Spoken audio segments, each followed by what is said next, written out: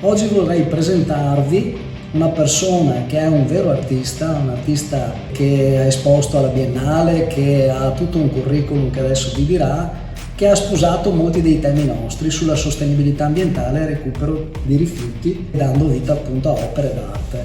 Si chiama Enrico Marcato ed è anche un amico perché condividiamo molte passioni assieme, fra cui quella del colore e dell'arte. Ed è recuperare perché voi Ethan Group recuperate i materiali per poi fare quello che dovete farne.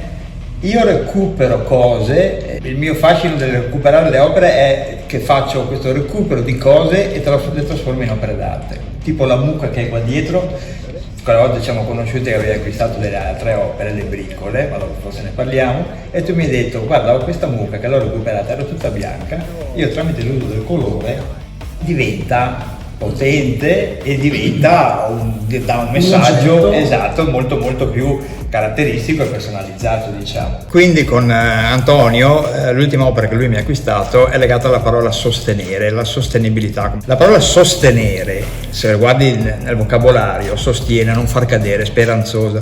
Allora Arthur Danto, che è un filosofo dell'arte morto negli anni 90, diceva che l'opera d'arte cos'è? L'opera d'arte è dare forma, ok, ad una parola.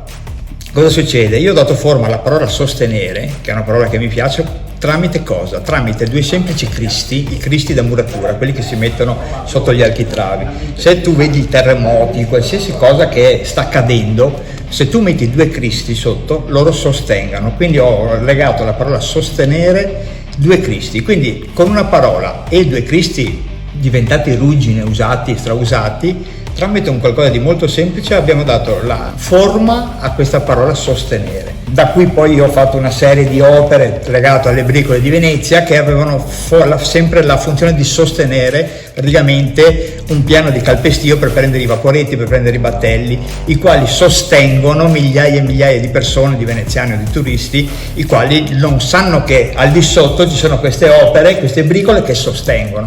Quindi anche la parola comunque sostenere di per sé in questo periodo secondo me è fondamentale. È una parola speranzosa. I cristi, a prescindere dalla religione, i cristi a chi ha la fede si attiene e sostiene magari con la fede qualcosa. Quindi sostenere è una bella parola.